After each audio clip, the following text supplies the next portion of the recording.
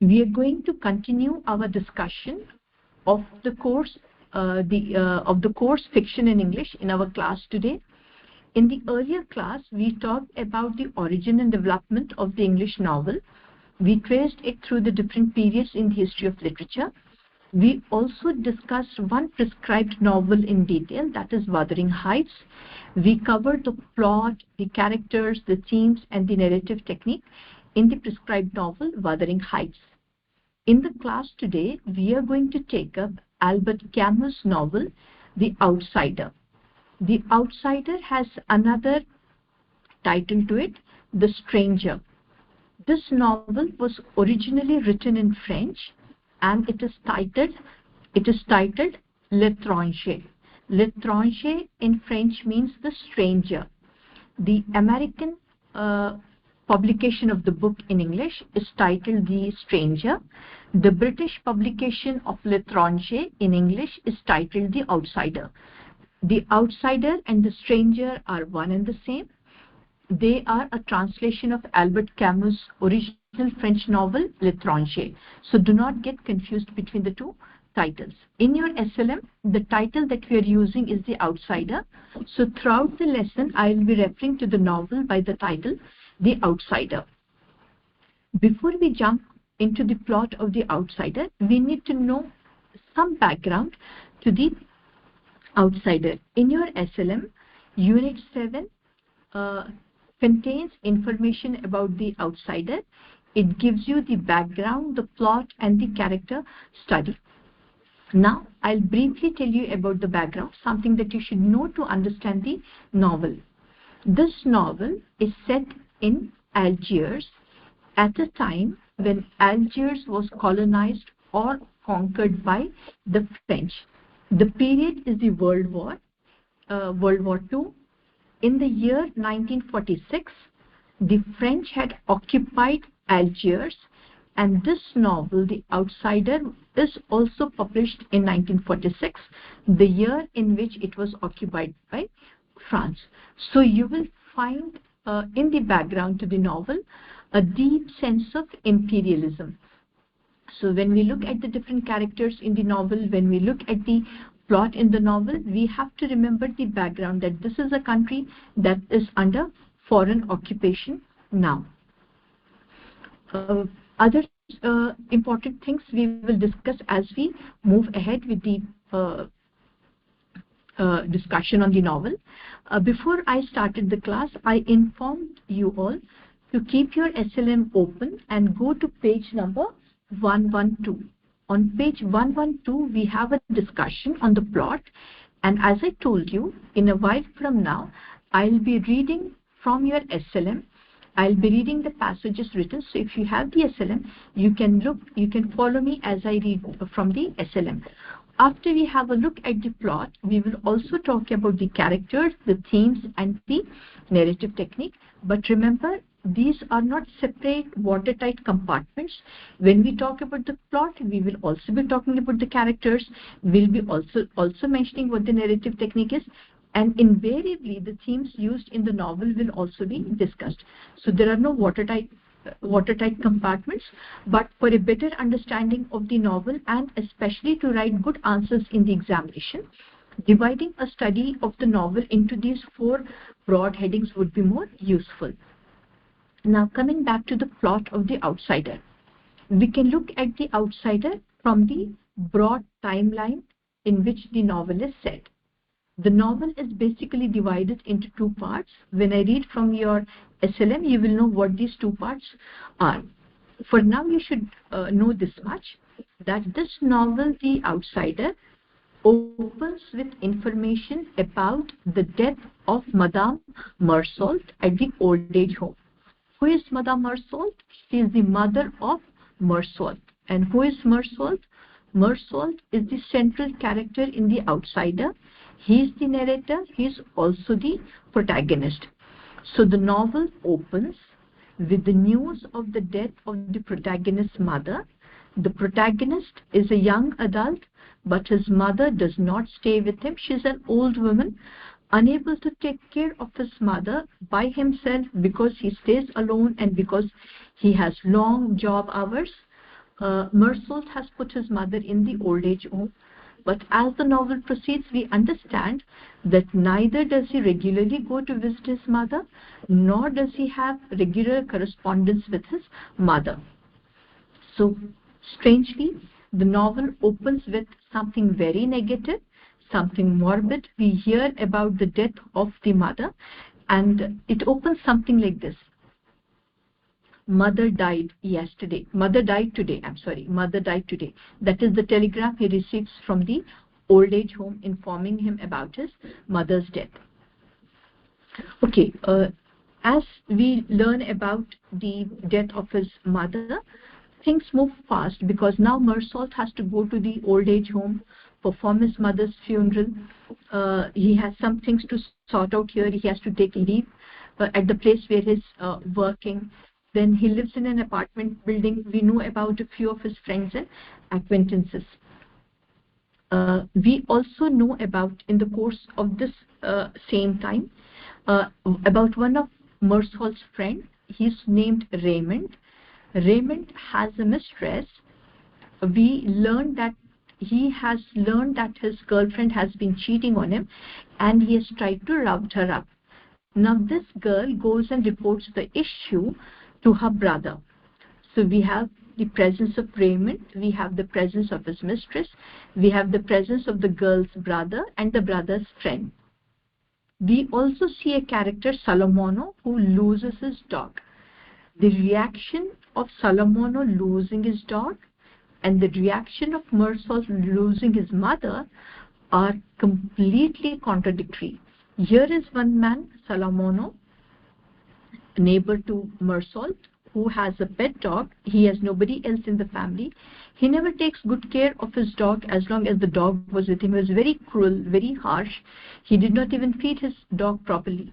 But one day when the dog goes missing, we find Salomono feeling completely terrified. It is like his life has come to a standstill. He does not know what he will do without his dog. So if a man who never took good care of his dog can feel so helpless and lost and isolated when his dog goes missing, what could be the plight of a man who has lost his mother? His mother has passed away. Mother passed away. Those are the words that the novel opens with. So how would be the reaction of the narrator? How would be the reaction of Mersault, who loses his mother? We would think he's shocked. We would think he's traumatic. But no such thing happens. Mersault appears to have absolutely no feelings for his mother. It does not mean that he does not like his mother. It is just that he is a person by nature so very detached that he just cannot have any feelings. Another reason why he cannot have any feelings for his mother's death is that they hardly spend time together, especially in the last few years. So there has been no interaction, no correspondence, no new sharing. So that sense of belonging was cut off some time ago. And this is one of the results of the World War I and the World War II. We also learn about a friend, Masson, who has a beach house. He is a friend of Raymond, and Raymond is a friend of Mersault. There is one more character who is not listed on this slide, Celeste. Celeste is a restaurant owner. He is also one of the friends of Mersault. One other character in the novel that we come across is Marie. Marie is Mersault's co-worker. They work at the same place. They have a brief relationship, but again, we do not find any emotional attachment there. It is just a physical relationship. And for Indians, for most of the readers of this novel, it was shocking that soon after the death of his mother, Mersault could go and spend time with his girlfriend Marie. We also have an issue where Raymond, Mersault and Marie go to the beach house, but unfortunately there is an altercation. The altercation is averted, but then it so happens that Mersault goes back to the beach where the initial altercation took place between Raymond and his mistress's brother and his friends. And when Mersault goes there the second time, he has Raymond's gun in his hand. And for absolutely no reason, just because the sun was shining in his eye, He shoots the girl's brother, and not once, but he shoots him again and again. He gets caught and is put on trial, and eventually the narrator, the protagonist, is condemned to death. This is the main plot of The Outsider. Before I talk about the characters, I would like to read to you from the SLM. This section is 7.2.2. The section heading is the plot. I'm reading from the SLM now. It is page 112. Please follow me as I move from page 112 to the other pages. Once the reading ends, I will come back to the character study in The Outsider. I have some more slides on the plot that I will share with you towards the end. Those are not original. I have borrowed these from some other source. Okay, I'm reading from the plot. I may be skipping some lines which are not very important. The plot of The Outsider is divided into two parts. Part 1 is further divided into 6 chapters, and it covers a period of less than a month, while the second part covers a period of about 1 year and is further divided into 5 chapters. The plot of The Outsider revolves around the central character, as I told you, Monsieur Mirsault. In French, the word Monsieur is the equivalent of Mr. He is a young man with a very modest income from a private job. When the story opens, as I told you, we are informed that his mother died. The narrator, instead of worrying about his mother, the cause of her death, that he was not there beside her at the time of death, which is the usual human emotion, we find his reaction something very different. The narrator is in doubt whether she died that day or the day before, because the quoted lines are there a little below. Mother died today.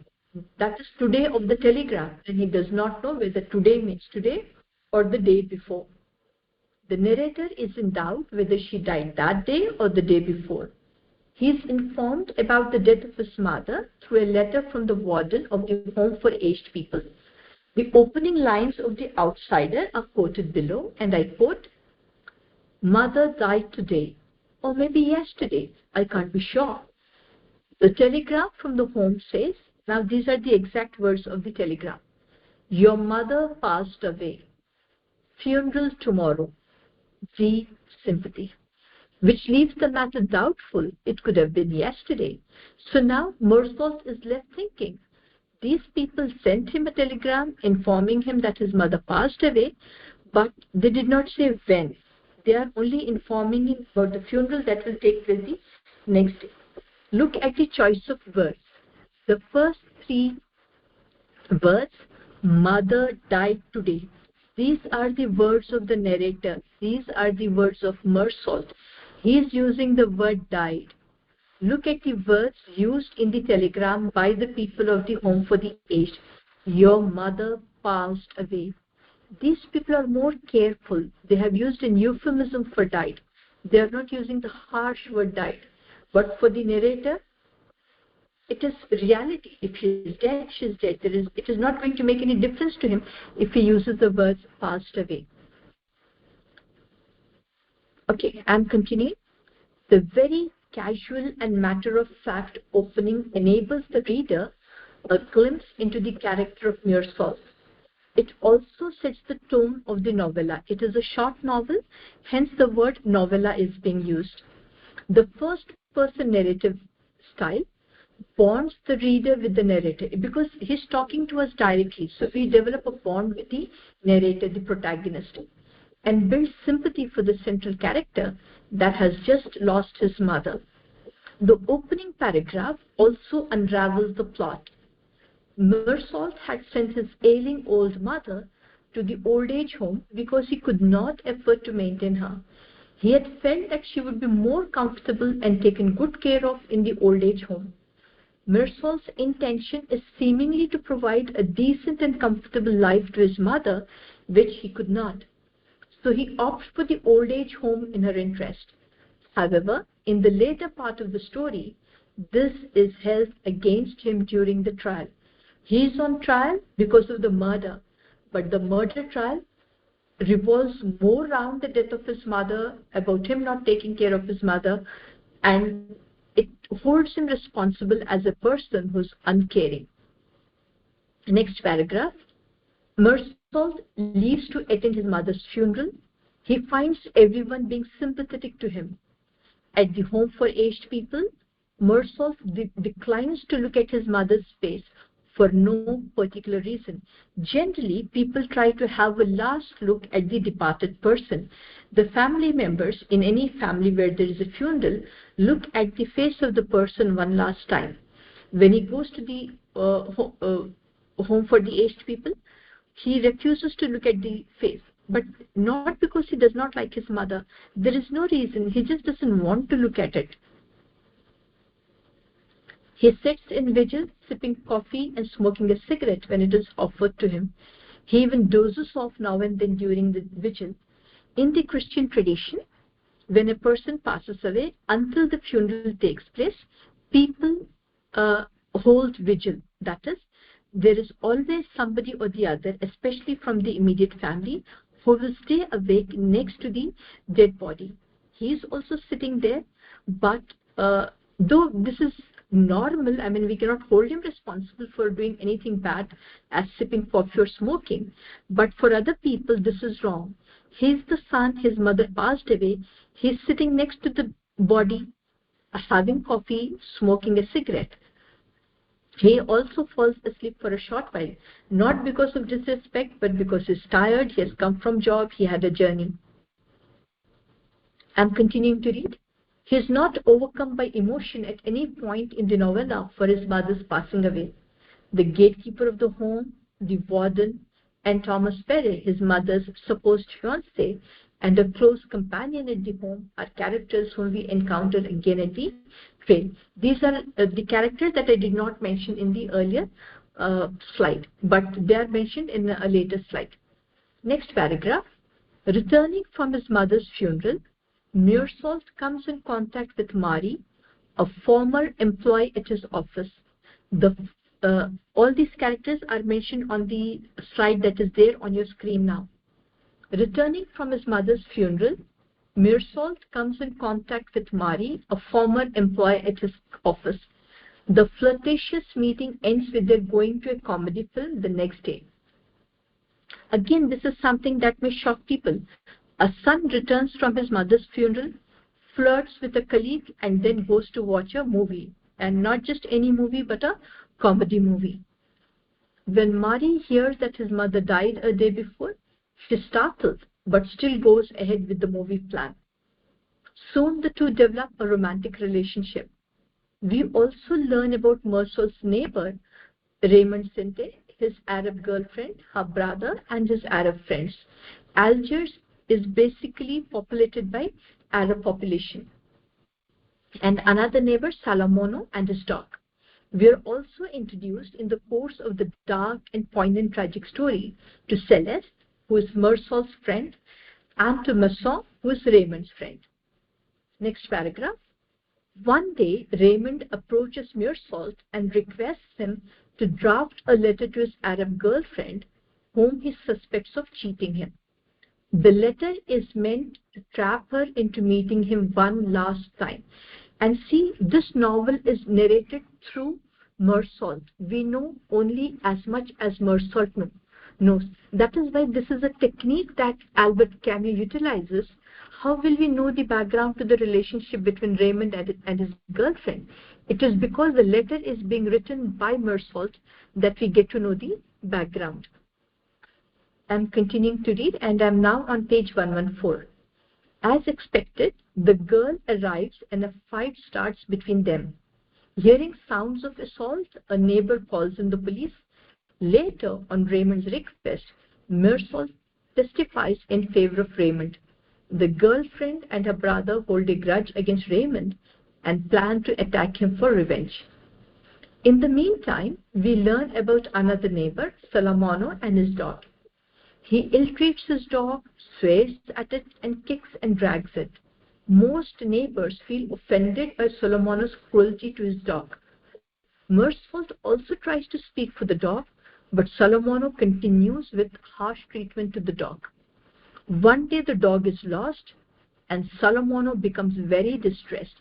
He cannot imagine life without his dog. He had taken it in, that is, he had adopted it, he had brought it as a pet soon after his wife's death, and the dog held deep loneliness and was his companion. Solomono's yearning for his dog, despite him being cruel to it, is in sharp contrast to Meursault, who has no feelings for his mother on her death. Next paragraph. The novella presents scenes at the beach where Meursault enjoys being in water with Marie. Once Raymond takes Marie and Meursault to Masson's place. Masson, as I already told you, is a friend of Raymond. He lived with his wife near the beach. When Raymond, Marie, and Meursault go to Masson's beach house, the Arabs started following Raymond for revenge.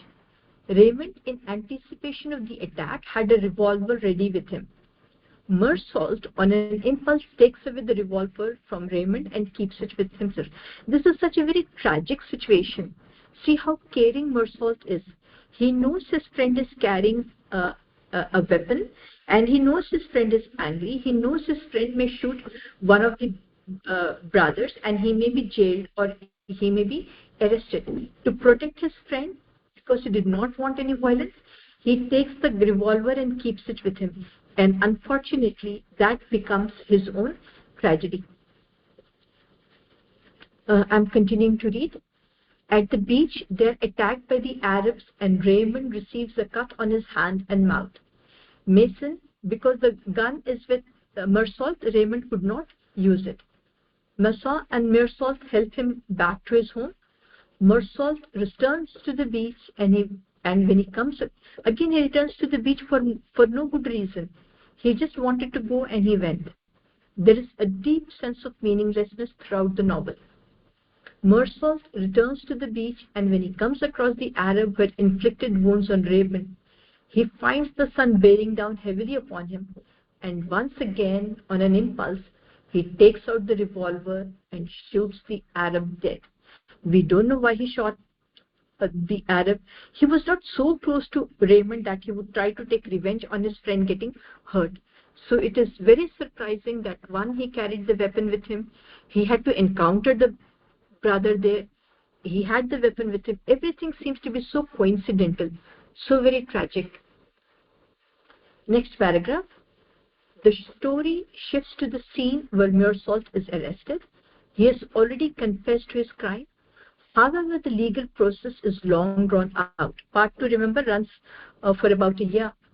Though his case was a simple one, as a one-time case with no prior history of criminal wrongdoing, and he had already confessed, the prosecution turned it into an obnoxious case worthy of decapitation, meaning death by hanging, the highest form of punishment. During the trial and during his period in jail, Meursault increasingly becomes a stranger, an outsider to himself. That brings us to the title of the novel, An Outsider, the Stranger. Nobody else is the stranger in the novel. The narrator himself is the outsider. As the trial proceeds, we find meaning being created out of meaninglessness, which leaves Meursault at a complete loss of hope. These are all features of existentialism. These are all features that we find in fiction of the world wars. His meaningless actions are alleged to be loaded with meaning and are held against him during the trial. Meursault's not crying on his mother's death, his writing a letter on behalf of Raymond, his carrying Raymond's revolver with him to the beach, his firing shots at the Arab, even the pause between his first and the second shots are found loaded with meaning, while Meursault knows that he had no meaning or intention behind those actions. Eventually, Meursault is condemned to death by decapitation. And moving to the next page, the plot depicts the alienation of Meursault not only from society but also from himself. He rejects meaning in life. He does not wish to be judged in religious meaning or otherwise. The absurdity of life is depicted from the opening line to the closing line. Mersault can make no sense of anything. The only thing that seems final is death. Throughout the plot, the sun as a symbol plays a significant role. It is depicted as oppressive, and actions in the story can be blamed on the sun. The sea, in contrast, is a symbol of happiness. All periods of joy in Mersault's life are around the sea. However, it is sadness that fills Mersault's life. The the sense of meaninglessness runs deep in the life of Mersault and through the plot.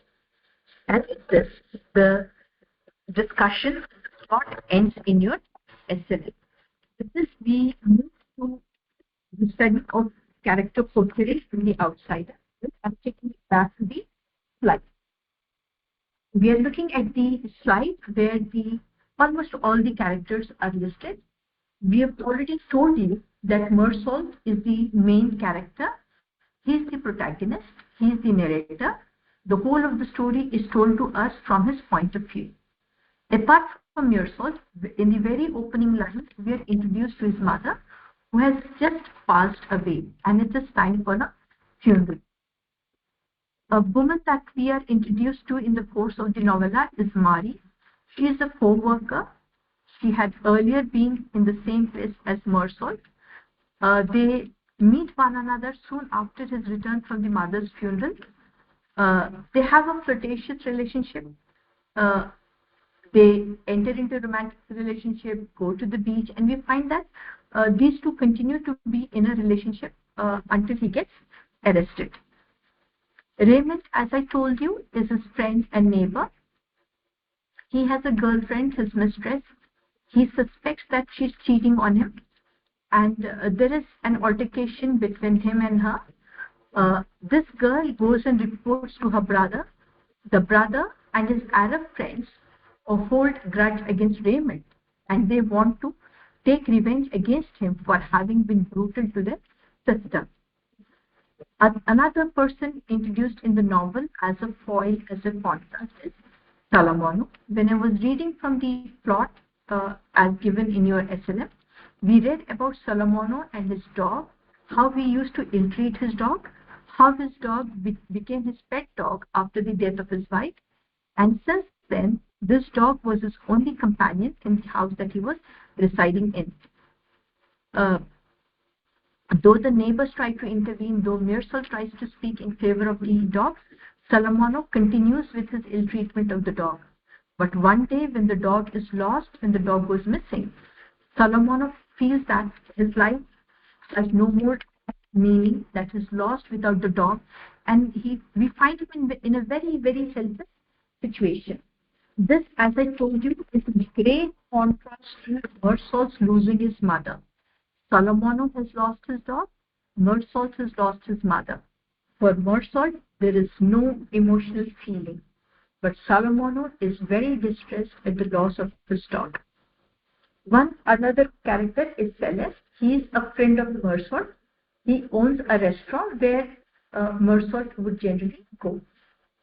That is where all his friends would meet. Some of the minor characters are listed there. I have indented them a little to the right. Masson, who is the friend of Raymond, owns a beach house. He lives there with his friend. On his invitation, Raymond goes to the beach house with Mersault and Mari. We are introduced to the warden at the home for the aged people. We are also introduced to the doorkeeper at the home for the aged. These are people who seem to have more feelings for Mersault's mother, who seem to be more shaken by her death.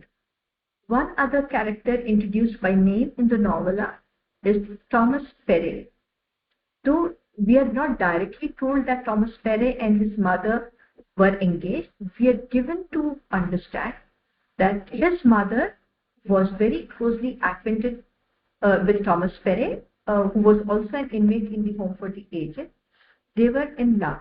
Now, Thomas Perret also deeply mourns the death of Mersault's mother. But look, the own son does not have any feelings, while the warden, the doorkeeper, Thomas Perret, and other inmates all feel sorry on the loss of the mother. Other characters whom we see in the course of the novella, especially in part 2, are the defense lawyer, the one who fights the case in support of Meursault, the prosecutor who finds meaning in everything that Meursault does, and the judge who finally passes the judgment that he should be decapitated, that his head should be cut off. And there is the presence of the chaplain. A chaplain is the religious head. His presence is generally, this is a custom in Indian prisons also. When a prisoner is sentenced to death, the prisoner's religious head, if it is a Muslim, an imam, if it is a Hindu, a temple priest, if it is a Christian, a church priest, visit the imprisoned person, visit the accused person, and try to calm that person through religious verses from the holy books, praying with him, seeking his forgiveness, salvation, etc. For that purpose, we have the role of the chaplain in the novel. The chaplain also is surprised that Meursault appears to have no sense of religion, but it does not make Meursault an atheist. It is not that he has no faith in God. It is just that for him religion has no meaning. So one other point that you will remember about Meursault is that he is a person, for him religion does not hold the meaning as other people would think it to be in their lives. From a look at the characters in the novel, we will take a look at the themes that the novel discusses. I have not listed all the themes. Broadly, you can say that this is an absurd novel because that is how Albert Camus wanted his novel to be considered. There are many people who consider Albert Camus to be an existential writer, but Camus himself did not like this definition. He felt that he is not writing existentialist novels. What he is actually dealing with is absurdism. These are features that we find in the modern age, continuing into the postmodern period. The deep sense of alienation that set in the Western society as a result of World War I and World War II can also be seen to have an impact on the characters and plot in The Outsider. Everybody seems to be alienated, more so the protagonist, Meursault. Meursault leads a life in isolation. He stays by himself. He hardly talks to his mother. We don't see him talking about his mother. The mother leading her own life in alienation, in isolation at the home for the aged. All inmates in the home for the aged are living away from their families by themselves, alienated from the rest of the world. The Arabs feel alienated in this world. Raymond feels a sense of alienation when he's in the presence of the Arabs because they belong to two different races. So at different levels in the novel, we find alienation as a major theme. Another theme is absurdity. Nothing seems to make sense in the novel. The first two lines that I read out to you, my mother died.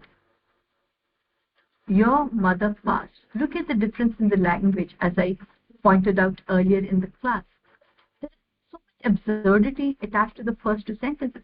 Why would a sense be so blatant? Why would a son be so blatant about his mother's death? Does he have no feeling? That is how we would all naturally react to a person's losing his mother. But for Meursault, it is a part of life. His mother was old, she was ailing, and maybe this death is a solace to her. That is why perhaps he does not feel shocked, he does not cry, he does not consider it a tragedy in his life, because he doesn't seem to make sense of it all. What upsets him more is that the telegraph fails to give the exact date of her death. It simply says mother passed away. When?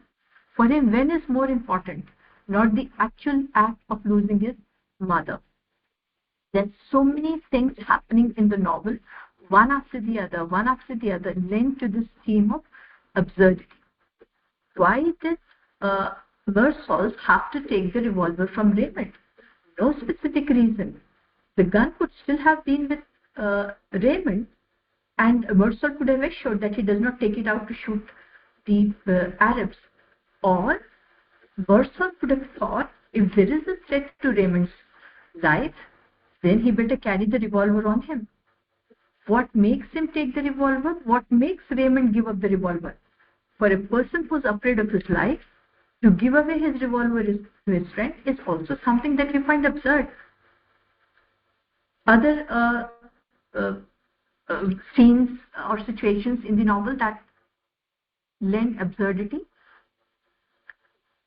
Mursal going to watch a comedy movie soon after returning from his mother's funeral. His being in a relationship with Mari. In the course of the time, him going out to the beach, enjoying time with Mari and friends. Salomono being cruel to his dog makes no sense. What has the dog done to him? Why does he kick the dog? Why does he not feed the dog properly? There is absolutely no reason for Salomono to be cruel to his dog, but is still being cruel to the dog. That is the modern man. That is the postmodern man who has no sense of sympathy or empathy for anybody else. So what kind of feelings would he have for animals? Mursal going back to the beach. See, there was an altercation, nothing much happened. There were slight injuries and they all returned. What was the need for Mursal to go back and to again go back to the beach? Don't you think when one person from Raymond's group is seen again after the fight, won't the other side also feel threatened? If Raymond felt threatened by his girlfriend's brother and his friends, the brother and his friends would also feel threatened by Mursal. And remember, Mursal has already given a statement in court in favor of Raymond against the girl. So they will have a grudge against Mursal as well. His going back to the beach, his seeing the Arab, he could have walked away from there. He could have continued walking. Why does he stop there? The Arab is not trying to attack him. The Arab has not spoken a word. Still he takes out the gun, shoots. Okay, one shot would have been sufficient. Why does he shoot again and again? And it is not that he has shot all 4 shots one after the other. There is a pause between one and the 2 shots, and this is made much of in the trial. So one after the other, one after the other, the complete novel is filled with absurdism. There is also a play between rationality and irrationality in the novel. There are certain things that seem to be rational. There are other things that seem to hold no meaning. They are irrational, either it is situation, it is dialogue, it is the choice of diction, etc. But at various levels we find irrationality as a theme in the novel. Meaninglessness of life, as I told you earlier in the class, became increasingly a part of the Western modern man with the World War I and World War II. More and more people began to sense this, and more writing, whether it is plays, or whether it is novel, whether it is poetry, deal with the sense of meaninglessness of life. And we find the same thing happening here. Why should Mursal be punished so harshly? He is a single man, not well-to-do, has a very modest source of income, cannot even take care of his mother from the salary he gets, has put her in the home for the aged because he is away for long hours from home, and because he cannot actually afford her treatment. He rarely goes to visit her. On her funeral, he does go there, but he ends up smoking, he ends up having coffee, he ends up dozing off. He does not look at his mother's face. He does not have any external expressions of grief as would normally be seen in any society. But see, these are all social constructs. Everything is man-made. It is man-made that you cry on the death of somebody close to you. This is not something that we this is not any law of nature. These are all social constructs, and he is being governed by the social constructs created by society. Him carrying the gun, the sun shining into his eyes. In the funeral also, I mean, he's in so much hurry. He wants the funeral to get over as soon as possible. There is no sense of religiosity in him. He does not think of God. We don't see him praying to God. We do not find him as a devout Christian. No sense, no such religious sense at all throughout the novel. There are other characters who are religious. The mother is also said to be a religious person by the other inmates. There is a search for purpose. What are we? What is our life all about? What are we doing? So people or the different characters in the novel, especially Meursault, seem to be in search for purpose of their life. What am I? Why am I? Where am I? These are the questions that bother the characters. Love, but not the kind of love that we would imagine being depicted in other novels, is one of the themes in the novel. Love of a son for mother, or you could say lack of love of a son for mother. The love that Meursault's mother has for Thomas Ferre at the home for the aged. The love of the inmates for the mother. Raymond's love for his mistress. Solomono's love for his dog, or his lack of love for his dog. Marie and Meursault's love. This is also not romantic love. This is purely physical love that we see being presented before us. Over and all, you could say that in general, what we see being reflected in the novel, covering almost all the themes of the novel, is existentialism. In your SLM, there is a discussion on existentialism at section 7.2.1.3. If you read it, you will get some idea about what existentialism is in literary theory and criticism. We find, as I told you, several critics saying that Albert Camus is an existential writer, but Camus himself did not accept this term. He was more comfortable with the use of the term absurd. But if you want to study more about existentialism, you should know about Kierkegaard, Nietzsche, Heidegger, Beckett. These are Ibsen, Kafka. You will find extensive use of existentialism in their works. But as I told you, Camus himself rejected the term existentialism because he felt that absurd is what can be found in his writings. Existentialism is a philosophy that believes in the freedom of man. That is why more importance is given to the subjective, the individual, rather than the objective. For an existentialist writer, there is no inherent meaning of life. It is for the individual to create meaning out of a sense of meaninglessness. So man exists before his existence, and man exists before his existence is given any meaning or given any purpose. The main question that an existentialist writer seeks to answer is, what is being? What am I? That is the question that keeps bothering an existential writer.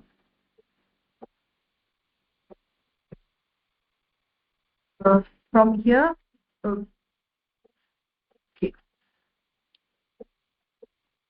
I had told you in the beginning of the class that apart from what I am going to talk to you about the plot, the character, the theme, and the narrative technique, I missed. Let me take up the slide on the narrative technique. I will, to complete my sentence, I had told you apart from the discussion on plot, character, narrative technique, and theme, I will also be sharing with you some slides borrowed from other internet sources. Before I go to those slides, let me quickly look at the narrative technique. By now, while we were talking about the plot and the characters, we already know who the narrator is. Meursault is the narrator of The Outsider. He himself is the outsider in the novel. Look at the irony. The person narrating the story of The Outsider is himself the outsider. This novella is presented in the first-person point of view. The protagonist, that is Meursault, the central character, is himself the narrator. This central character, the protagonist, Meursault, is a man of few words. Albert Camus has made a character who is a man of few words the narrator of the novel. So what can we expect from a man who hardly speaks. A man who hardly speaks is telling us his own story in few words. So the sentences are short, very declarative. We see the whole of the world through Mirsal's eyes, because Mirsal does not seem to have any sense of relationship belonging with anybody else in the novel. The entire novel is presented in a very detached tone. We do not find any sympathy or any empathy with any other character. If this is clear to you, I will now take you to some screenshots that I've taken from some of the source. I found the way it is depicted good. I just took part screenshots of parts that would help you to understand the novel better. The exposition or the opening, the beginning of the novel, that is how the action is laid down before the readers before we come to the rising action leading to the climax. The exposition, because this particular source used the title The Stranger, what you find depicted here is, I'm trying to increase the font. Okay. The title that is used here is The Stranger. The Stranger and The Outsider are one and the same. The Outsider is the title of Albert Camus' novel L'Étranger, originally written in French. The Outsider is the title used in the British translation. The Stranger is the title used in the American translation. So in this novel, the exposition, the beginning action, the opening action, introduces the readers to Mirsal's unemotional and indifferent character. Right in the opening chapter or the first chapter of part 1, we learn about the news of Mirsal's death. Mirsal seems to be very balanced. We don't see him rejoicing. We don't see him crying. But the main thing that bothers him is not his mother's death, but when mother died, the day on which she died seems to be of greater importance to him than the death of his mother. As we have already told you, he did not experience any sorrow or grief on his mother's death. Instead, we find him remaining cold, indifferent, and detached. This is not my original slide. This is a screenshot from another source. Then we look at the rising action. As the action of the novel rises, what do we see? The rising action begins with Mirsal and his lover, Mari, spending the day together at the beach. It is in that moment that Mari questions if Mirsal loves her, but his answer was no, as it did not mean anything. This is one part that I forgot to tell you. Mari seems to be falling in love with Mirsal, but Mirsal has really no emotions even for Mari. He spends time with her, he is in a physical relationship with her, but he does not seem to have any emotional connect with her. So this reveals that Mirsal lacks any sense of any deep romantic bond with Mari. The rising action in the novel continues during the course of the week when Mirsal's neighbor, Raymond, is caught by the police for beating his girlfriend. And we are also told how, on Raymond's request, Mirsal testifies in favor of Raymond and his release. But because of this action, the girl, the brother, and his friends hold a grudge against Raymond and Mirsal. This rising action in the novel comes towards an end as we see Mirsal, Mari, and Raymond go to Masson's beach house. In the there, I told you there was an encounter, a brief encounter between Raymond, Mirsal, Mari on one side, the girlfriend's brother and his friends on the other side, causing few or light injuries to Raymond. Now this takes us to the climax. Exposition, a rising action leading to the climax. This is also a screenshot from a borrowed source. The climax of the novel occurs when Mirsal murders the mistress's brother by shooting him using Raymond's gun. Before the shooting actually took place, Mirsal's focus was on the son that was shining down heavily upon his eyes. He has absolutely no reason. He has absolutely no reason why he took out the revolver and shot at the person. From here, one last look at the last slide. These are the words from the novel. The moment when he shoots, and that moment leads to his downfall, the falling action leading to his arrest, the trial, and his condemnation to death. My here standing for Mersault. I told you Mersault is the narrator in the novel. My whole being tensed, and I squeezed my hand around the revolver. The trigger gave. There was absolutely no reason for him to hold the revolver, to press the trigger, but he himself didn't understand what or why he was doing. It just so happened that he had the revolver with him, that he just happened to go back to the beach, that he just happened to encounter the Arab once again, and that he happened to pull the trigger, and within no time he was caught, put on trial, and condemned to death.